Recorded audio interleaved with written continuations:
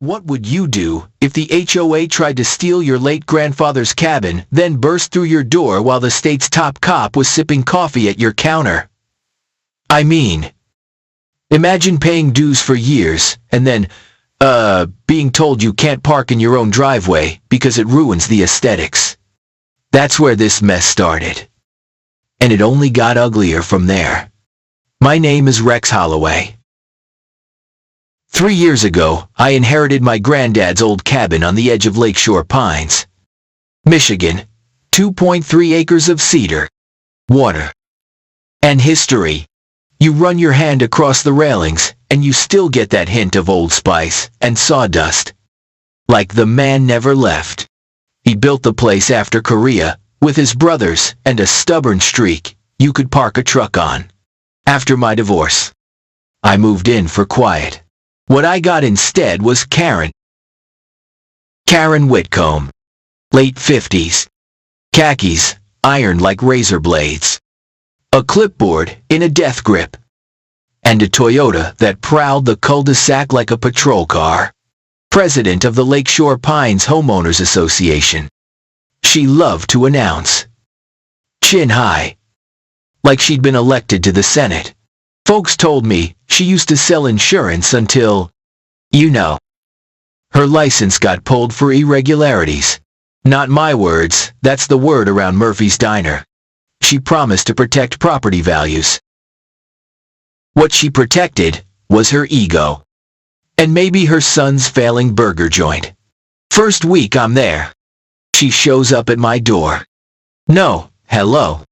No welcome basket. Just a courtesy notice, listing 47 violations. According to Karen, my dock was 3 feet too long. The fire ring was an unpermitted combustion structure. And my cedar shutters were non-compliant in color and sheen.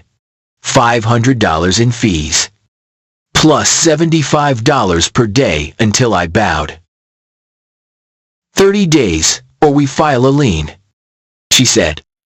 Pronouncing it lean. Like she was talking about a cut of beef. I told her. Respectfully at first. My place predated the HOA by decades. The cabin stood long before her bylaws existed. Karen smiled the way a cat smiles at a goldfish. Previous ownership is irrelevant. Mr. Holloway. All properties within our jurisdiction must comply, regardless of construction date. She tucked the notice under a magnet shaped like an eagle on my fridge, without asking, permission, and floated out. That night, I sat at the kitchen table with a pot of cheap coffee, and my grandfather's deeds spread like a map of a small country. Something in my gut said this wasn't just overreach, it was a hustle. So I drove into town to the county courthouse. The clerk was one of those people who can type without looking, and gossip without moving her lips. I pulled files till my shoulders hurt. That's when I found it. The HOA formation documents were filed 3 months after Grandpa died. The signature, supposedly his. The handwriting, not his. The notary, a friend of the developer's son, surprise, who now sat on Karen's board. This wasn't a clerical error.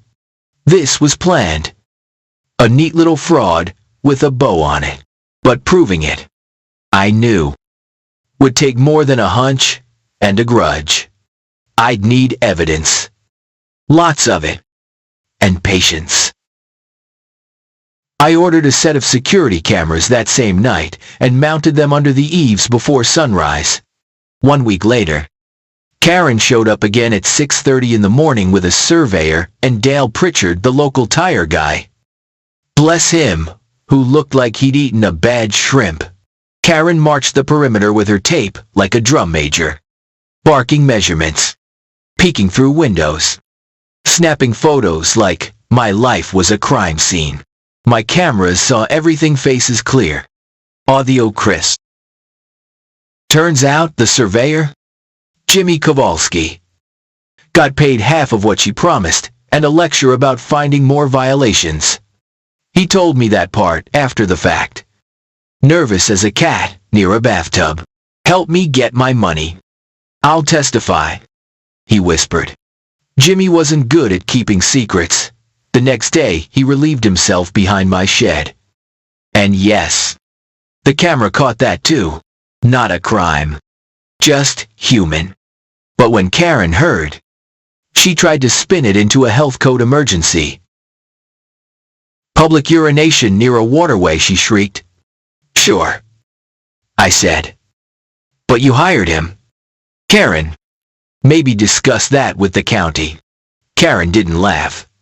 She served me with a lawsuit for $12,000 and started calling my dock a navigational hazard. She also told people at Murphy's that I was a dangerous, unstable veteran. I'm not. I mean, I get jumpy when someone slams a door. But who doesn't? That little speech of hers wasn't just rude. It built a neat line of defamation that I filed away for later. I hired a lawyer out of Grand Rapids, Stella Crawford. You shake Stella's hand, and you can feel the steel in her spine. Over coffee, Stella laid it out. "Michigan's got a private attorney general statute," she said. "You uncover systematic fraud. You can sue on behalf of everyone they victimized." She flipped through my pile. "Also, your cabin likely isn't even subject to their rules. Pre-formation construction. Grandfathered in. Pun intended. We filed a counterclaim, fraudulent formation. Harassment. Elder abuse against the board's behavior toward widows. Stella told me to keep documenting. Every call. Every visit. Every whisper. We build a mosaic," she said.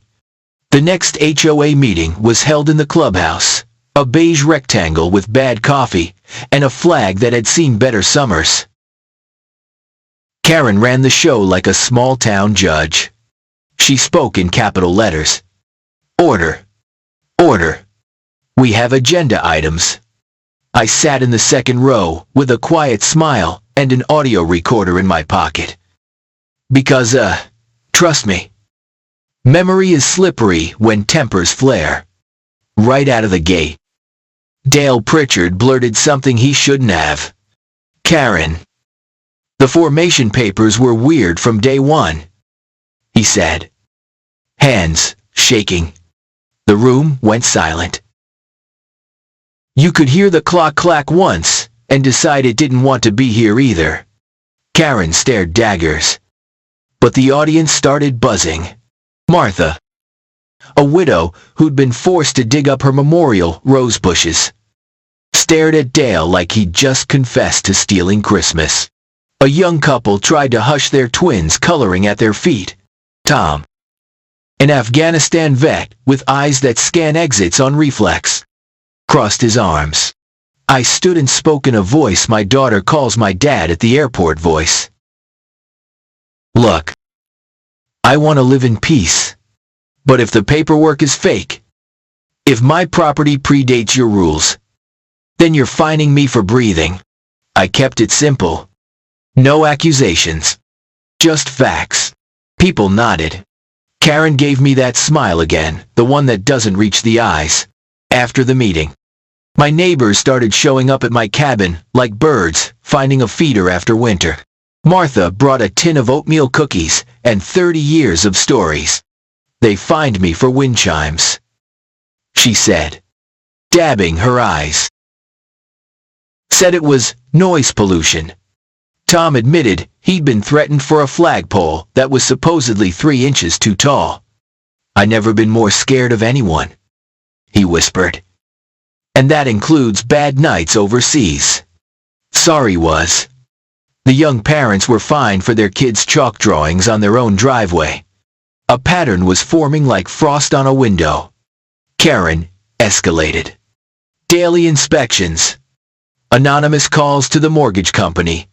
Her brother-in-law worked there, apparently to flag instability. She filed phony environmental complaints.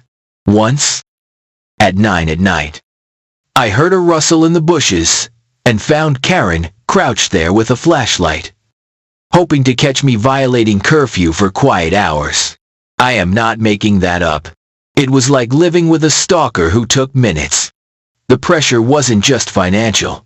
My daughter, Jenna, called from college, voice tight with worry. "Dad, are you okay? People are saying things online." My ex-wife texted about tuition. I sat on the dock and stared at the water until the moon laid a white road across it, trying not to let anger do my thinking. Then the money trail cracked open. Stella subpoenaed bank records, and the numbers told a story in plain English. $67,000 missing from HOA reserves, funneled through a management company Karen owned that had never managed anything more complicated than a lunch tab.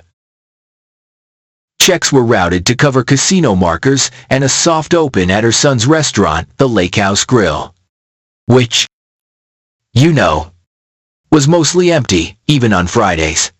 Meanwhile, my cameras caught a late-night caper 11 at night. Karen, in her pink gardening gloves, lugging a bag of rotting fish to my septic field. Next morning, she called the county to report a hazardous discharge on my property. The inspector stepped out of his truck, took one whiff, and said, "Smells like Murphy's fish fry." I showed him the footage.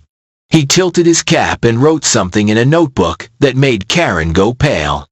The plot thickened when Danny Kowalski, Jimmy's older brother, knocked on my door. He worked as a private investigator sometimes. The kind who thinks a leather jacket is a license. Danny slid a flash drive across my table. "Karen wanted me to plant evidence," he said, told me. And I quote, "Find something or make it up. Bonus if it sticks." His recordings were clean, crystal clear, and he was ready to testify if he got immunity for not playing along. I called Stella. She said 2 words: chain custody. Karen, desperate, filed a police report claiming I'd threatened her using military skills, whatever that means. The officer sent to my place watched the videos, flipped through affidavits, and said, "Keep documenting." He left with a look I've only seen from dads at Little League when a coach tries to cheat. Then came Channel 7. Karen fed them a sob story about a dangerous veteran terrorizing the neighborhood. The news van parked at the end of my drive. I made coffee, opened my folder, and let the reporter see everything: timelines, bank trails, affidavits, video. The piece that aired that night didn't paint me as a villain. It told the story straight when neighbors weaponize a clipboard. The Attorney General's office called the next morning. A staffer with a voice like a church bell said they'd bumped my meeting up. "The volume of complaints is unusual," she said. "Bring everything." I spent the next 2 days building binders. I labeled them like a guy who once alphabetized a toolbox to avoid thinking about the divorce. A for affidavits, B for bank records, C for camera logs, D for deed and survey, E for emails and voicemails. You get the picture. My neighbors formed what we joked was a coffee club, but was really an organized resistance. Tom mapped incident dates like a battlefield. Martha cataloged fines levied against widows and the infirm. The young couple gathered notes from parents whose kids had been scolded for chalk and hopscotch. We set up a quiet donation jar at the hardware store by the register. Just a coffee can with "For the Neighborhood" in marker. Folks dropped in quarters, then ones, then 20s when no one was looking. Community, the real kind, took root. While we prepared, I found something in a dented army trunk under Grandpa's bed that changed the math. Tucked beneath medals and letters was the original deed from 1960. The survey line extended 40 feet farther than modern maps showed, right under Karen's prized gazebo and rose garden. Her improvements, as she called them, sat on my land. I sat there on the floor with the paper in my hands and started laughing, the kind of laugh that scares a dog. Stella inspected the deed, cross-referenced with county archives, and whistled soft. "Rex," she said, "this is dynamite. It means their boundary line is wrong, which means their jurisdiction claim is wrong, which means, well, it means a judge is gonna have questions." I asked if I could, move the gazebo. "Not yet." She grinned. "Let's be civilized while we prepare to win." Karen did not do civilized.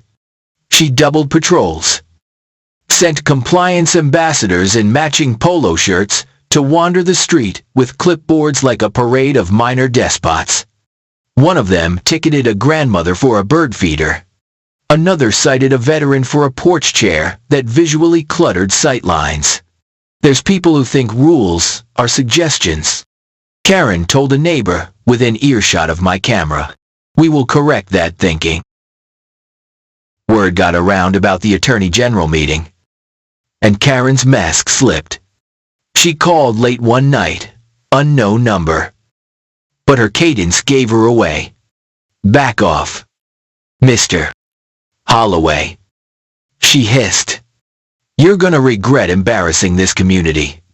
I hung up, breathed, turned the phone to voice memo, and said the date and time out loud for the record.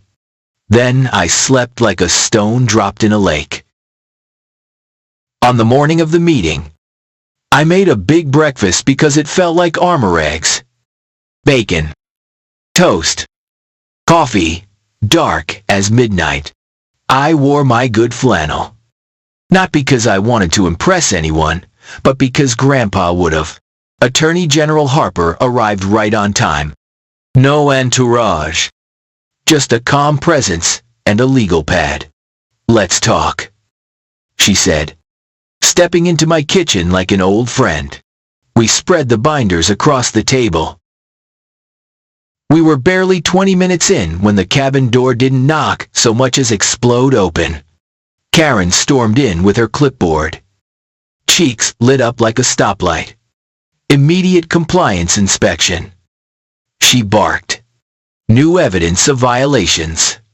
She took 2 steps and froze when she saw the badge on the counter and the woman holding it. The room went silent except for the kettle's soft whistle. "Ma'am," Attorney General Harper said in a voice that could calm a storm, "you just committed breaking and entering in front of the chief law enforcement officer of this state. Please wait outside while we discuss your criminal exposure." Karen's mouth opened and closed like a fish. She tried to bluster something about authority and jurisdiction, but Harper didn't blink. "Outside," she repeated. Karen backed out, knocking her clipboard against the door frame. The pen popped off like a cork and rolled under my stove. We finished the meeting. Harper took the flash drive, the binders, the deed. "We'll be in touch," she said. And the way she said it made me believe in institutions again. As she left, Karen was on the porch calling someone. Voice shrill as a kettle left on the heat. By noon, the neighborhood group chat buzzed with rumors I'd been arrested. The state was taking over. The lake was contaminated. None of it true. A bully's last tool is noise. Within a week, subpoenas landed like winter branches. The board scrambled. Dale Pritchard came by, hands jammed in his jacket. "I messed up," he said. Karen said this was all normal. "I'm not a bad man. I just sorry was stupid." I poured coffee and told him to tell the truth. He did. Others followed. Jimmy wrote a statement. Danny sat with the AG's investigator and handed over every recording.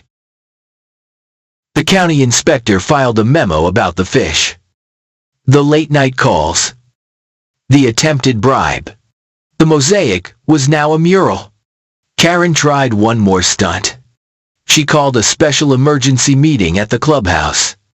I went. Because of course I did. She stood at the front. A slideshow behind her with words like safety, integrity, and community values. Each word in a font big enough to see from the lake. There is a campaign, she announced, to smear this board and destabilize our neighborhood. She pointed at me without saying my name. Certain individuals refused to comply. I stood and held up the deed. This paper says your gazebo is on land that isn't yours, my grandfather's land. And this binder, I said, tapping the blue one, explains where the HOA money went. Not to safety, not to integrity. The room murmured. Martha, bless her, raised a hand. Karen, did you make Danny plant evidence? She asked. Karen's smile faltered. Martha, you know me, she began. Yes or no? Tom said. Karen's voice thinned. I took steps necessary to enforce rules. That was the closest thing to an admission we were ever gonna get. A week later, right as dawn leaned pink across the pines, federal sedans rolled into Lakeshore Pines. You could tell by the way men and women stepped out in windbreakers that the show was over. Karen was led down her walkway while neighbors pretended not to look. Her clipboard lay in the driveway, like a crown knocked sideways. Dale stood on his porch and cried. I wish I could say I felt triumph. Mostly I felt tired.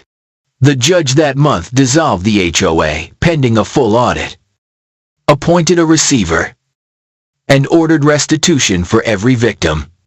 The order read like a benediction, fines reversed. Lien lifted. Silence broken. Karen faced charges: embezzlement, fraud, harassment. Dale pled to lesser counts and promised to testify. The court scheduled a hearing to settle boundary lines. And Stella walked out of the courthouse with that grin that means trouble for bad people. In the quiet after the storm, the community found its voice. We replanted Martha's memorial garden with peonies that looked like clouds made of blush. Tom raised a new flagpole, measured twice, then 2 more times, because that's how vets are. The young twins drew chalk hopscotch across the whole cul-de-sac. And nobody said a word, except nice spirals. We had a Saturday where half the neighborhood showed up with rakes and cookies. Karen's old rose garden, once off limits, unless you asked with a written form, became a community compost bin. Life started to feel less like an inspection and more like a block party. Jenna came home from college for a weekend. Hugged me at the door, hard enough to crack ribs. I'm proud of you, she said. You didn't pick this fight, but you finished it. We sat on the dock with coffee while loons stitched black shapes across the water. Grandpa would have told you to keep your head, then handed you a hammer, she said, grinning.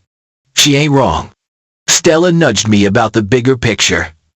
Rex, you've got standing to bring a private attorney general action. Not just for you. For everyone. Karen squeezed. I thought about it. Long and slow. I didn't want to be a crusader. I wanted to fish. Fix a step on the dock.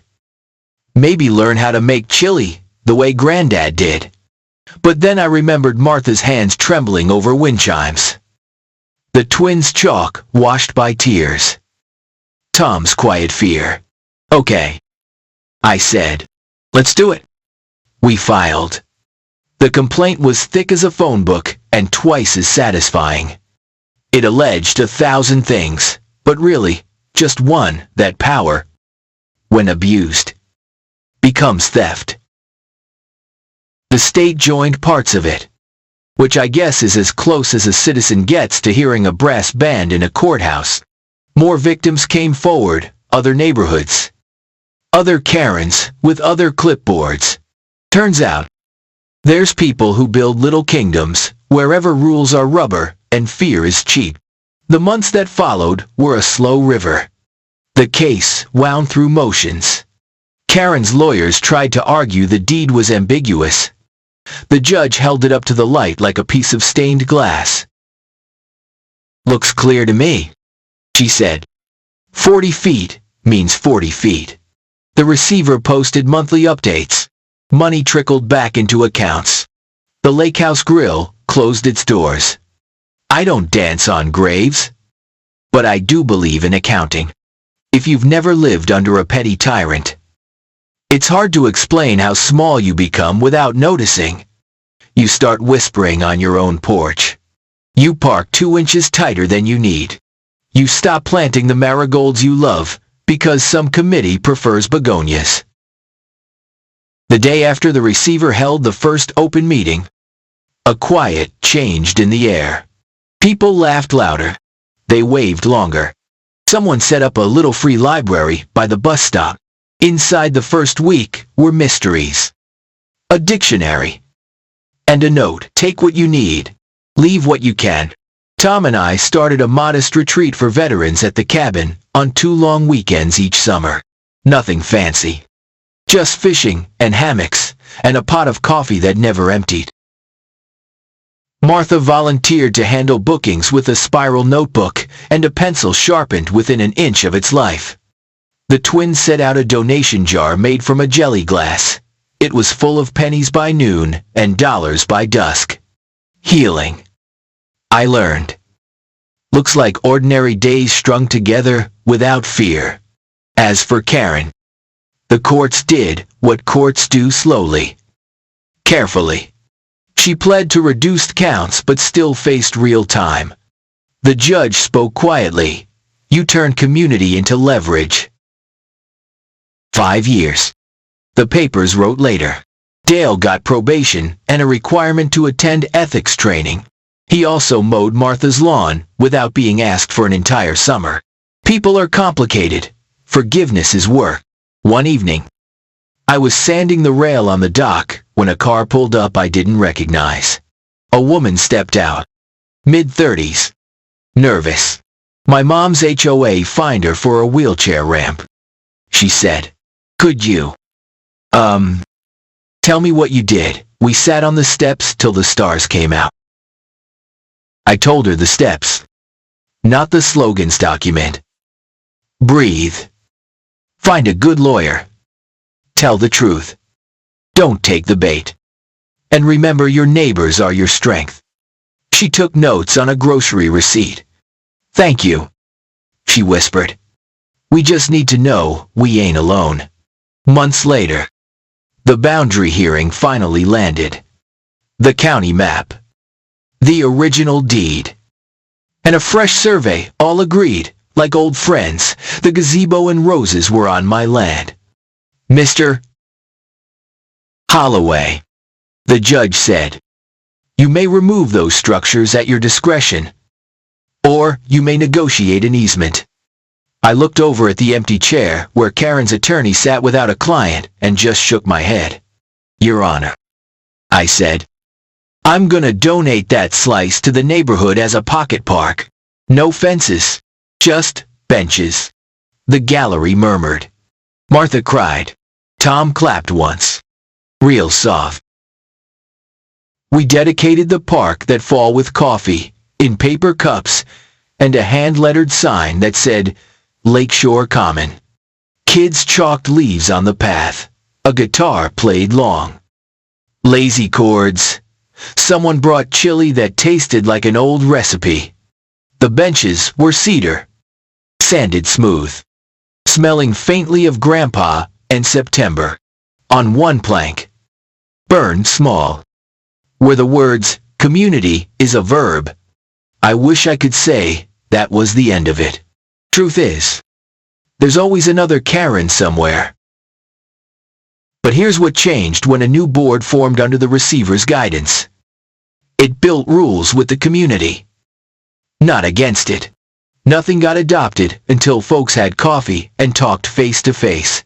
Fines became a last resort, not a first impulse.